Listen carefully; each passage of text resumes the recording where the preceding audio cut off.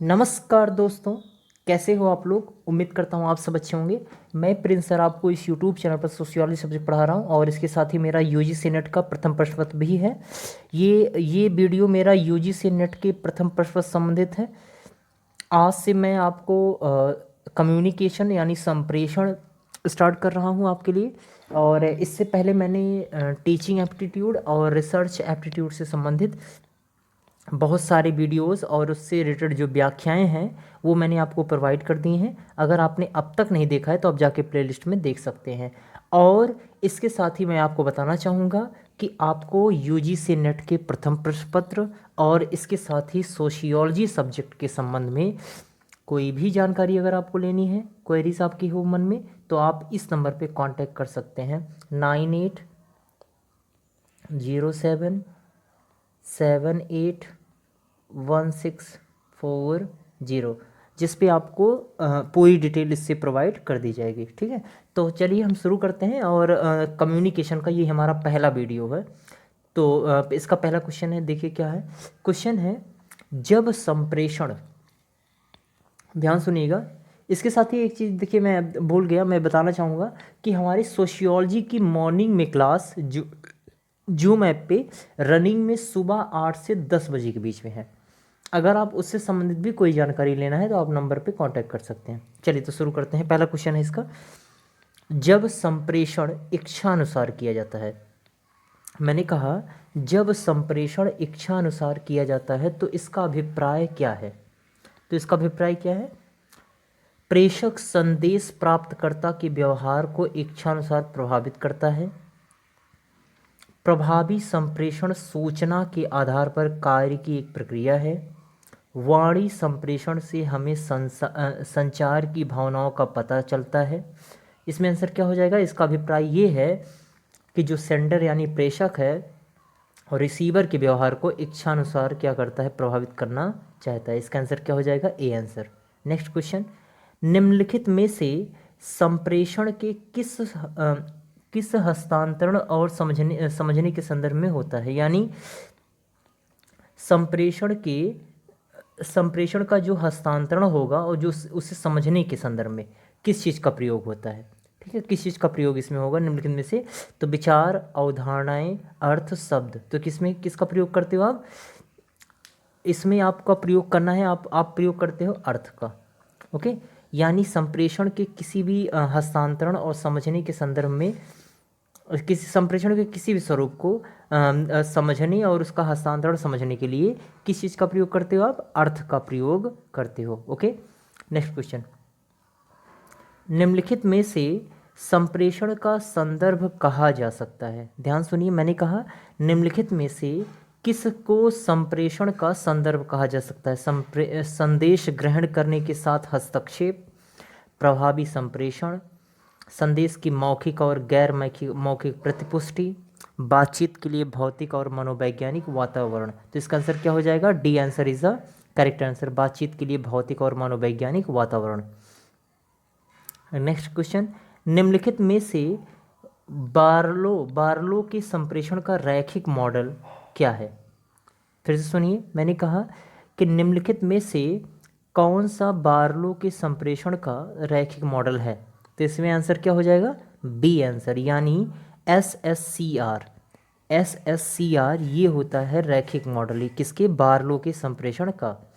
Next question, निम्नलिखित में से किस विद्वान ने कहा है कि लोग केवल संप्रेषण के माध्यम से एक दूसरे और स्वयं को जानते हैं।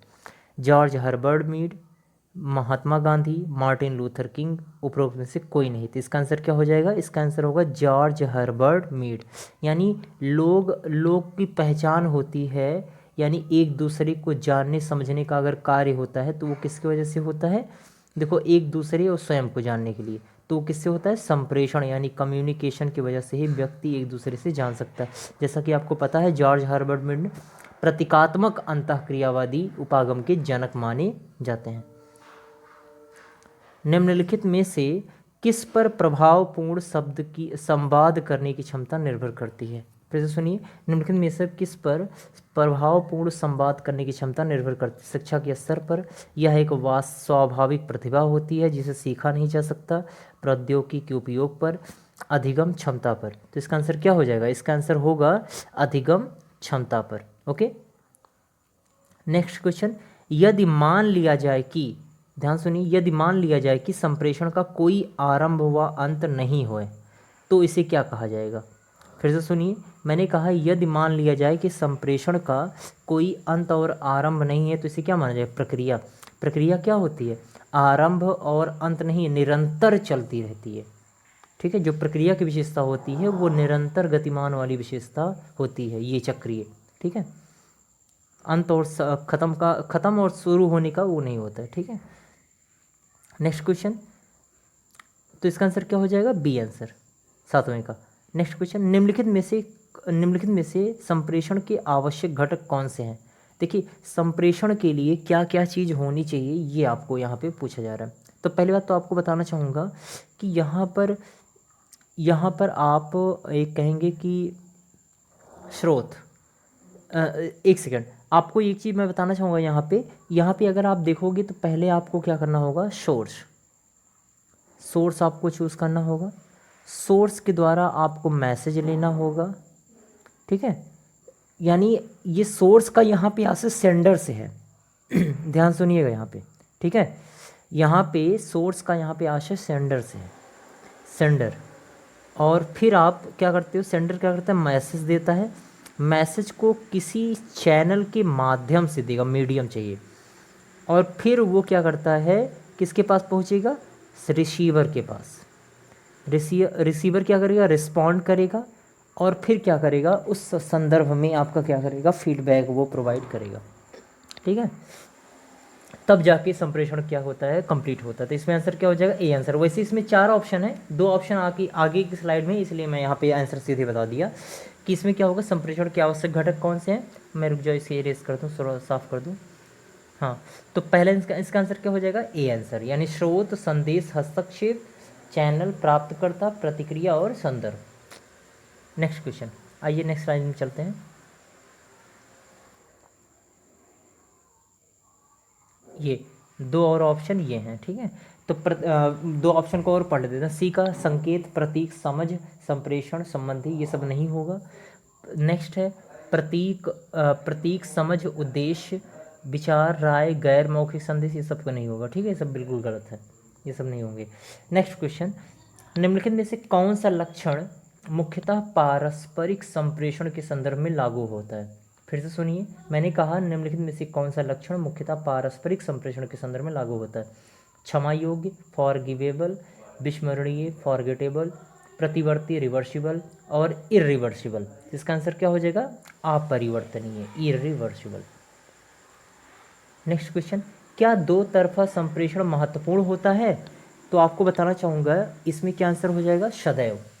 आपको बताना चाहूँगा संप्रेषण के लिए 2 व्यक्ति मुख्य कम से कम होना ही चाहिए, यानी सेंडर और दूसरा रिसीवर।